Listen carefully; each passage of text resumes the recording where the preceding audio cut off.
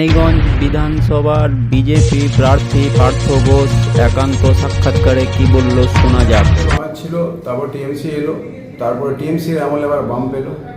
তো রানীগঞ্জের হিস্ট্রি হচ্ছে যে একবার এখানে যেতে সঠিকভাবে সে কাজ করতে পারে না। এখানে জিওগ্রাফিক্যাল লোকেশনগুলো না যাই বলুন, সেক্ষেত্রে এরা সঠিকভাবে মনোযোগ দেয় না। আর রানীগঞ্জে বাইরের প্রার্থী হলে পরে সে মনোযোগটা আরোই দিতে পারে না। তার জন্য তৃণমূল কংগ্রেসের প্রার্থীও চেঞ্জ করেছে এবারে। তবে এবারে আপনি নিশ্চিত থাকুন যে ভারতীয় জনতা পার্টির থেকে রানীগঞ্জের প্রথম যে সিট, প্রথমবার ভারতীয় জনতা পার্টির সিট এখান থেকে বিধানসভার প্রার্থীকে চিনি না, এটা ধরুন যারা বিরোধী পক্ষ তারা বলবে। আমি কি ধরনের লোক, যারা এই লোকাল এরিয়ায় থাকে, যদি সঠিকভাবে এই লোকাল এরিয়ায় থাকে তারা জানবে যে আমি কীরকম ধরনের লোক। আমার প্রার্থীর পরিচয়টা আমার ফেসবুকেও দেওয়াও বেরিয়েছে, আপনি দেখবেন। আমাকে না চেনার কোনো কারণ নয়, আর আমাকে যদি নাও চেনে আমি জানি কীভাবে মানুষকে চেনাতে হবে। আজ কর্মী সভা ছিল, কি বললেন?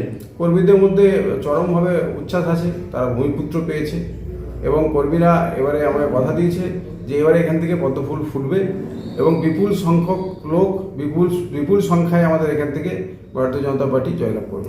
আপনি কতটা আশাবাদী? আমি 100% আশা। আপনার আজ নিয়ে দুদিনের প্রচার হলো, মানুষের কীরকম সাড়া পাচ্ছেন? আমি মানুষের সাড়া চরমভাবে পাচ্ছি। আমার গ্রাম দুপচুরিয়া থেকে আমি ব্যাপক সাড়া পেয়েছি।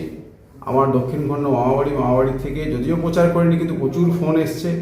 এবং আমার মাসির বাড়ি উকড়া আজকে কিছু পার্সিয়ালি করেছি, তাতে মানে ভয়ঙ্করভাবে মানুষজন আর কি আমাকে ভালোবেসেছে, আশীর্বাদ করেছে, বাড়িতে নিয়ে গিয়ে জোর জবরদস্তি মিষ্টি খাইয়েছে। তো আমি খুব আশাবাদী এবং 100% নিশ্চিত যে এখান থেকে আমি জিতব।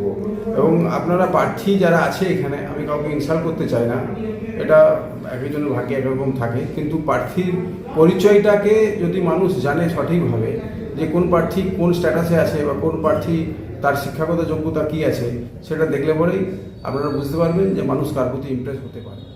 রানীগঞ্জ বিধানসভার সাধারণ মানুষের জন্য কি বার্তা দিতে চাইছেন? যেমন রানীগঞ্জ বিধানসভা সাধারণ মানুষের জন্য এক কথায় বার্তা দেওয়া ডিফিকাল্ট, কারণ হচ্ছে দুটো ব্লকের, রানীগঞ্জ এবং আমাদের অন্ডালে দুটো ব্লকের টেক্সচার দুরকম। রানীগঞ্জের জন্যে আমি কালকে যেটা বলেছি যে রানীগঞ্জবাসী আবার তাদের মিউনিসিপ্যালিটি ঘুরে পাবে, আমাদের সরকার আসবে, আমি জিতবো এবং ওখান থেকে আবার মিউনিসিপ্যালিটি নতুন করে রেস্টোর হবে। আর অন্ডালের জন্য যেটা বলেছি, এই পলিউশন বা যা আছে, এক কথায় যদি বলতে অনেক ইস্যু আছে, এবং এয়ারপোর্টের ডেভেলপমেন্ট, সাধারণ মানুষের ডেভেলপমেন্ট, চুরি বন্ধ, এবং মানুষ যাতে এখানে আরও ভালোভাবে সুস্থভাবে বেঁচে থাকতে পারে, আর যাতে কর্মসংস্থান হয়।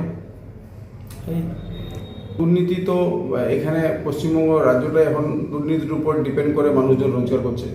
যারা বেশিরভাগই যারা আনঅর্গানাইজ জায়গায় আছে, সরকারি চাকরি বলুন বা বাকি যারা সরকারি চাকরি করে না, সব তো তার মধ্যেই মানে আপনি দেখতে পাবেন ছত্রে ডাক্তারি থেকে আরম্ভ করে আপনার মেডিকেল জায়গা, আপনার শিক্ষা ব্যবস্থা, স্বাস্থ্য ব্যবস্থা, সব জায়গাতেই কিন্তু দুর্নীতি।